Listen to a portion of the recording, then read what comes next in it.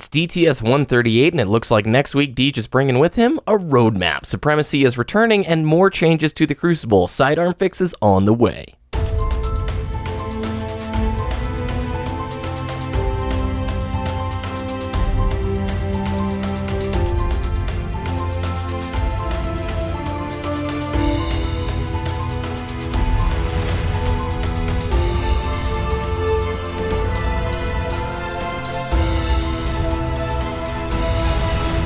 You're listening to Destiny, the show.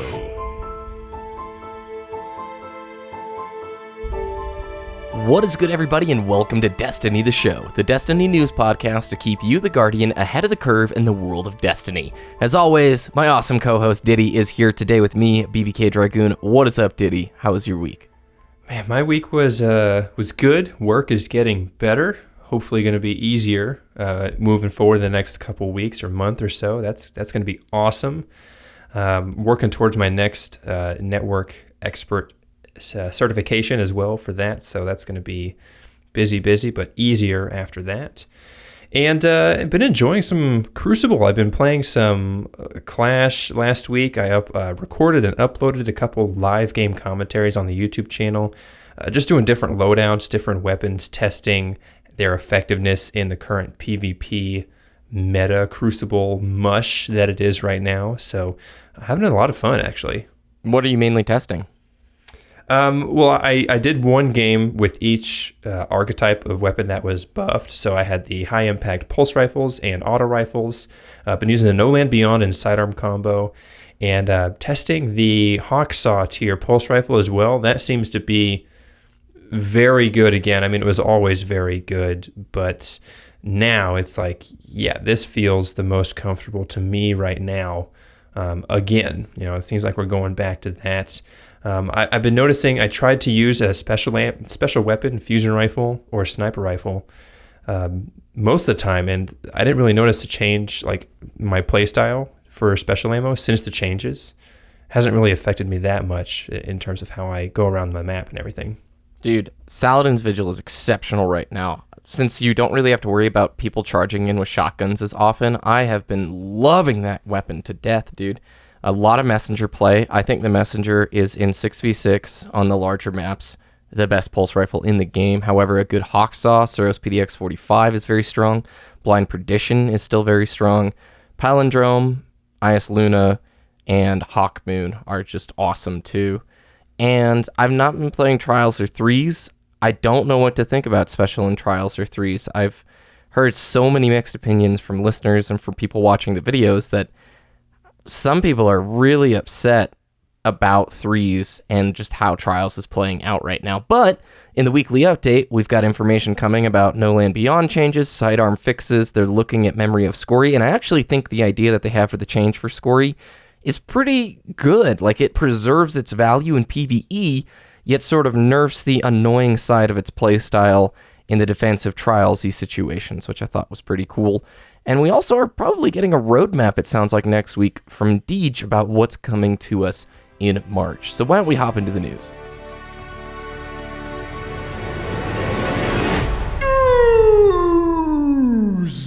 All right, let's hop into the weekly update. The big news here is Josh Hamrick is back, and this guy has been exceptionally vocal on Twitter, communicating with plenty of people about the changes to the sandbox over the last couple of weeks. Not only are we going to see the health regen rollbacks that we talked all about in last week's show, but they're fixing sidearms. They're going to make their best attempt to do so. So in their ideal hotfix coming down the road, and all these changes are subject to adapt and modify, they're going to try and have you spawn in with a base set of ammo on your sidearm, but it's not going to stack. So previously, like right now in the Crucible, if you have a sidearm, you grab special and you die, you preserve that special ammo. So it leads to people having just tons of special ammo for their sidearms. But their new approach is that you're going to spawn in with a small set amount. That's what they say, a small set amount of ammo. It's not going to stack. You're not going to preserve any ammo from death if you pick up a crate before dying.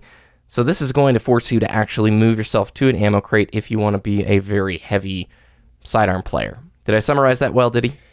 Yeah, so basically think of it like we're going to spawn in with 1.5 clips. Yeah. Say I get 1 or 2 clips from a special ammo crate and then I die. I'm going to lose that bonus ammo, but I'm still going to have that 1.5 clips when I respawn. I don't know how it's going to work if I use a bunch of my sidearm ammo and I have like 3 bullets left and then I die. Do I respawn with those 3 bullets? Or do No. You'll 1.5 respawn with the clips? base 1.5 Yes. clips. It's always Okay. that base amount. All right, exactly. So I think that's a really good change. It's not, you can't use the sidearm as a primary weapon anymore. Kind of, you're still gonna have to be searching for those special ammo crates and fighting for them. In my playtests this past week, I've noticed, special ammo spawns all the time now. When I respawn, I can find a crate that's respawning in a couple seconds, but I'm going to have to contest it. There's going to be enemies nearby going for that special ammo as well. So this is actually going to help. I think, having the sidearms under a little bit more control, it's going to be nice. Yeah, I agree. I don't think they should have stacked to where people can run around with them as their primary. You'll still seeing like them being used often because you spawn in with some ammo for it. I think it's just a natural transition to sidearms because for the longest time, special weapons ruled the roost of Destiny, and immediately 2502 takes it away if you die. So people scramble to a weapon that's going to award them special ammo without them having to run to the crates. Now, the memory of scory change, I really like this idea. So in their head, the change currently in testing requires a kill to jumpstart Scory's unique ability for the next minute. Once it times out, you'll need another kill to jumpstart it again. They think that it's pretty easy in PvE to get a kill every 60 seconds, but in trials, that offers a greater challenge. So essentially, you can't have that one guy with the super hanging in the back charging up his teammates. If they're not getting kills every 60 seconds, the proc of Scory isn't going to go off. I think that was a very creative way to address the problem of, hey, we don't really want to hurt this in PvE, but at the same time, how can we curb this in trials? Well, first off, I really like how they've addressed memory scoring for both PvP and PvE. They're keeping those communities in mind. But it's interesting how they came about the 60-second cooldown for memory of scoring, the activation time. With the recent reduction in the time limit for trials rounds, I don't know if it really fixes the issue for trials. Then again, I'm not the PvP player here on the podcast, but it's interesting, because that round limit and that memory of scoring time frame are closer now. I think you're totally right. With the reduced round time of elimination after 2502, time will tell if this change is very effective. I think that it's just great, like you said, that they thought of both camps, PvP and PvE. Truth, dude, it's getting a rocket back. They felt so bad for it. They're like, hey, let's just give you one of those back. It went from 3 prior to the patch down to 1. Now they're going to bring it up to 2. And then they're also thinking about increasing the reload speed to the max rocket launcher reload speed possible. Yay! Well, they're saying looking into adding 1 additional rocket into your backpack. So I think I think it's still going to be 1, and then you have to reload. It's not going to be 2 in the clip. So you're just going to get that extra rocket in your backpack. But the faster reload is definitely helpful. Mm-hmm. No Land Beyond is collateral damage of this patch. I really didn't want to see this thing get touched, dude. It was beautiful. I loved when the flinch was so ridiculous that the gun's pointed at the sky, yet the bullet still shoots the person in front of you. So yeah, they're looking at bringing the No Land Beyond flinch into balance like the other sniper rifles. If you don't know right now, No Land Beyond, even if the gun model is getting flinched super heavily, you can fire through it fairly easily, and it looks like they're going to try and take that away from our good old one-shot gun, Ditty. What do you think about this? I mean, this is a change entirely. It happened because of 2502, right? It was a catalyst or result to the fact that, hey, NLB is really good with the sidearm in trials, and then the popularity spikes huge. Yeah, and I mentioned this in one of my personal channel videos, that the No Land sidearm combo is really great because, one, it's a sniper rifle that always has ammo, and your sidearm can basically act as a primary because it never loses ammo as well. But now they're both being hit. I don't really like this change. I think the fact that No Land Beyond doesn't flinch, a lot of people don't know that, right? Only people who check Reddit and YouTube are going to know that, and that's not a large population. That being said, as the disclaimer, I mainly use No Land Beyond now in PvP, so of course I'm going to be a little bit irritated that they're changing this. I think now it's going to really separate the good No Land Beyond players from the great ones, because now it just acts like a normal sniper rifle. Yes, of course, you always have ammo for it, but being able to maintain or control that flinch is definitely going to be the deciding factor of the skill gap, I guess. I think if they maybe added the unflinching inherent perk for this exotic weapon, I think that would be okay, because it just reduces the amount of flinch and doesn't give you 100% of the flinch. I don't know. I just don't really like this change because I didn't think it was needed. I have one hope with this. Please don't let it break flinch on other weapon classes, because when the way they word it here makes it sound like they're trying to find a potential workaround for making just the NLB flinch act like sniper rifles. Since it's in the primary slot, does it behave differently? And we've seen with previous updates with 2502, the health regen stuff, that there is some changes unintended that occur because of this. So I just hope we don't have, all right, we fixed No Land Beyond, but we completely messed up flinch for a lot of other weapons. Kind of like have to roll that back. Blade. Yeah. Blink has seen a lot of nerfs over the years. If you guys didn't play PvP in year one, oh my goodness, Blink was exceptional there for quite the time. You could triple blink. It was nice. It was nice back then. However, they're rolling back a change that happened a long time ago. They're looking at removing the old recovery nerf for Blink entirely, and they're also looking to reduce the amount of time that your HUD disappears while using Blink. Blink usage went down the drain for a lot of players come year 2, year 3. So it looks like they're trying to give some incentive for people to use this and make it a more diverse part of their kit. And those are all the changes that we're looking at. We don't know when these are going to go live. The health regen perk update is being tested right now. We talked about that all in last week's show. If you guys have any questions or feedback about this, you should tweet Josh Hamrick on Twitter. He has been exceptionally active, replying to a lot of people, and one of the most vocal and transparent Bungie balance designers that I think we've seen during our first 3 years of Destiny. Wouldn't you agree? Yeah, I've got to say, I've admired Josh Hamrick this last couple weeks, ever since the initial live stream talking about the changes. He could have gone off the deep end and gone silent. Like after the Luke Smith fiasco of, yeah, you're going to buy it anyways, so I don't care. Throwing money at the screen. And he could have gone silent.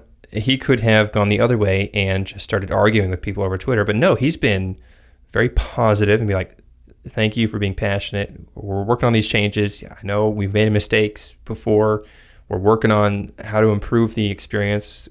And I've been, great job. Congratulations. Yep. You've earned respect from me.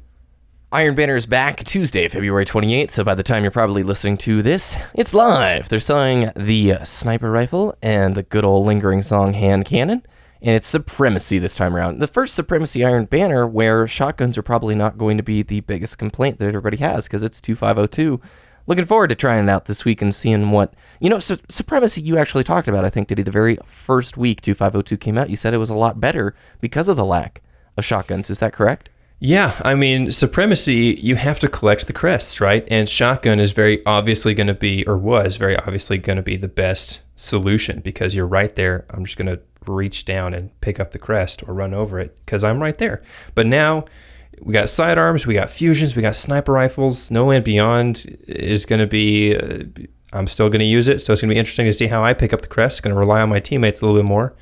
But it's going to be quite interesting how people handle it this time around. Maybe they're still going to use shotguns because technically it's the best weapon for the job. So they've got the headpiece and the boots. If you guys still need to go after the boots look so good for the hunter. Oh my goodness, the chainmail. Nice. Yeah, a lot of the Iron Banner gear just looks very sexy.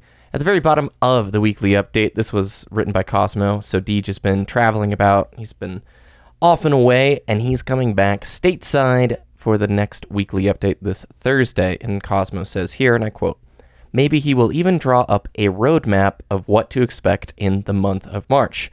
Yes, this is where you can make jokes about how we're hinting at future updates about future updates. We don't mind. We're just excited to get you the information. Till then, you can find me in Iron Banner," end quote. So it looks like when Deej gets back this next week, we're going to hear what's coming in the month of March. I saw the speculation train go wild. People saying, March DLC, March update, March raid refresh. I don't think it's anything like that. I think March is going to be probably the month where we learn information about an April or May update, similar to last year's April update. What do you think, Ditty? Yes, I'm going to have to agree. We, at least until next TWAB coming out this Thursday. So roadmap, that's what March is going to be. April and May, potential updates. And then, of course, we have E3 launching in June with some rumors. Mm-hmm. And probably, before we jump into the rumors about the E3 booth booking stuff, I'm thinking that March might bring with it some live streams talking about the next update. You know what I'm saying? I don't think the update's arriving in March. We're going to have 3 or 4 weeks of drawn-out hype to string bean together for the ultimately probably disappointing spring update that we're going to receive. Or rather, I hope for the best, man, but it's... It's not going to be 12 or 14 weeks worth of content, I doubt. I would love to be silenced and be proven wrong. So, E3 stuff, Diddy, you were just hinting at that. What are we talking about? So, E3 is the weekend of... It's like June 14th or 12th June or something? 14th through the 16th. Mm-hmm. And the E3 2017 floor plans were revealed, and it confirms that Activision will have a fairly large booth this year. Yes, and they did not have a booth last year, so everybody is speculating Destiny 2 has to be shown off there, right? Probably. Yeah, I mean, Activision is such a large publisher. They have Call of Duty, they have Activision Blizzard things as well. They, of course, have Destiny. They have their mobile games, and it would be interesting if Destiny was not there, but Destiny 2 is confirmed to be this year still from the Activision press phone calls. Earnings calls. Investor. Excuse me, Thank you. And it would not make sense if Destiny 2 was not at E3 this year. Yeah. They have a pretty big stock buyback program that I've been looking at. It's like $1 billion stock buybacks over 2 years, which is basically where the company thinks their stocks are undervalued, so they buy their own stocks to make it look more desirable. It's ridiculous when you start looking at the amount of money that Activision Blizzard now has, especially after they acquired King, the people who build Candy Crush and Bubble Witch and stuff like that. Man, mobile gaming is terrifying. But I think you're right. I got off on a little side tangent there. E3 is where the inaugural Destiny reveal is going to happen, I think, for Destiny 2 or whatever the heck it's going to be. I think E3 is that place. I don't think we're going to see any sort of trailers or leaks or stuff big time or images before then. But after that point, full-on press hype train for the rest of the summer until like September, October. Just Number one wish for Destiny 2. Don't have a 2 in the title. Really? Why does that I think really? the numbers are so tacky. Like Destiny, but how do you Rise of communicate Iron to somebody? Is awesome. Then just say it's a full-fledged sequel. It's not an expansion like Rise of Iron, Taken King, or any of that crap. Destiny 2, The Awakening, or Time to Explain, or something like that. No. Destiny, The Awakening, and it's a picture of the Traveler or something. That would be super hype, but just not the number 2. I just think that's so tacky. The Destiny Strikes Back. Destiny Get Woke. Return of the Traveler. Yeah. Oh, boy. If you guys have some good parody ideas for Destiny titles, we'd love to hear about it on our Twitter @Destiny the Show. All right, to wrap up today's show, we are going to look at something that was found like 10 or 15 days ago, but it's resurfaced on Reddit multiple times. We talked about the leaked Vex cinematics that weren't really leaked. It was from the Prologue Films show reel. These are the guys who build all the cinematics for Destiny, and there were a couple of shots of Vex cutscenes that we'd never seen in-game before. One of those shots in particular had a weird-looking web concrete structure behind one of the Vex characters. And somebody found that spot in game. It's up in the skybox above the Citadel. It was added after the Taken King, and DJ XYZ0, a guy who's made a lot of map breaks and cool out-of-map tutorials, showed off this space. It's like, yeah, this is the spot from the trailer. And so this rumor has resurfaced on Reddit from multiple posters, not all of them giving credit to DJ XYZ0, the way I think that they probably should, saying, "Oh my goodness, look, new Vex DLC found in the sky. It's definitely coming this spring." And maybe it is, but it probably isn't. It was just probably an area that never got usage during Destiny 1. That's my 2 cents. What do you think, Ditty? Yeah, I'll agree. It's probably just not going to be used yet. Of course, we haven't had the March, the roadmap from the March updates that's coming out, supposedly, like we said. Give credit where credit is due, and I'm not going to make too much out of this. I'm not going to overhype myself because I know I'm not expecting like brand new Vex content before Destiny 2. That doesn't make a lot of sense to me. I can see if I were to put you on the happening, spot, but that's what I was going to interrupt and just ask there. If I were to put you on the spot, what do you think the spring update is? Is it a raid refresh for you? Is it some sort of reskin like Challenge of Elders? For me, it would be refresh of all endgame content. Every piece of Destiny drops endgame 400 light level loot. That would just be amazing to me. I'm specifically thinking raids, Challenge of Elders, Prison of Elders, the Skolos fight, Crota's End, Vault of Glass, that's what it's called, of course. And just the end game content, the content that was created specifically for end game, no matter which expansion it was, dropping 400 light level gear. Just because it'd be, if they are doing a total refresh or revamp of Destiny 2, then just give us everything. Let's do it. I'm going to be way more pessimistic because I want to believe they're going to do a raid fresh. I want that so badly. But I don't think the live team has the capabilities to do that. I just don't think. We've not seen any live events produce significant additions in PvE content. I love strike scoring. I've enjoyed some of the new strikes that they've added over like the last year and a half.